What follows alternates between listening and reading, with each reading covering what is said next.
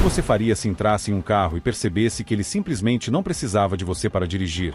Sem volante tradicional, sem pedais convencionais, sem aquela sensação de controle que todo apaixonado por carro acha indispensável, agora imagina descobrir que isso não é coisa de 2020, mas de mais de uma década atrás. Hoje eu vou te contar a história de um carro conceito que tentou antecipar o futuro e acabou assustando até a própria indústria automotiva.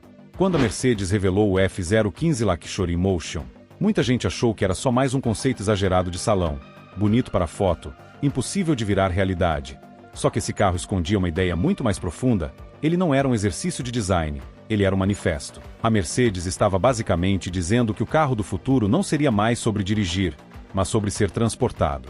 O F015 nasceu em uma época em que falar de carro autônomo ainda parecia ficção científica. Tesla ainda não dominava manchetes. Inteligência artificial em carros era algo distante. E mesmo assim a Mercedes apresentou um veículo capaz de dirigir sozinho em ambiente urbano, reconhecer pedestres, interagir com pessoas fora do carro e tomar decisões em tempo real. Tudo isso em 2015. E aqui entra o ponto mais polêmico desse conceito. A Mercedes não estava preocupada em agradar entusiastas, ela estava olhando para a mobilidade como um todo. O F015 foi pensado como uma extensão da sala de estar. Os bancos giravam, os passageiros ficavam frente a frente. O painel praticamente desaparecia e dava lugar a telas e superfícies digitais. Dirigir deixou de ser prioridade. Estar dentro do carro virou a experiência principal.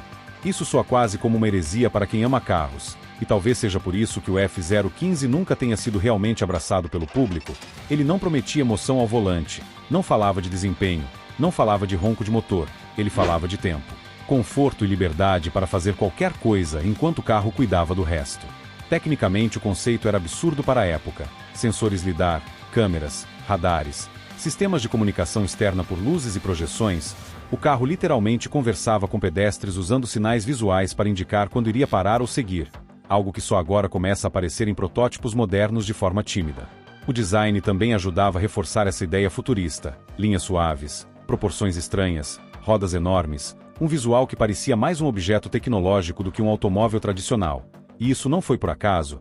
A Mercedes queria quebrar a imagem do carro como máquina agressiva e transformar ele em algo confiável, quase amigável. Mas então surge a pergunta inevitável: se o F015 era tão avançado, por que ele não mudou tudo? A resposta é simples e ao mesmo tempo complexa. O mundo não estava pronto, nem a tecnologia, nem a legislação, nem as pessoas. Tirar o controle das mãos do motorista exige confiança absoluta, e confiança é algo que leva décadas para ser construída. Além disso, existe o fator emocional. Carros sempre foram símbolos de liberdade, controle e identidade. O F015 praticamente apagava isso. Ele dizia que você não precisava dirigir, e para muita gente isso soa como perder uma parte da própria essência do automóvel.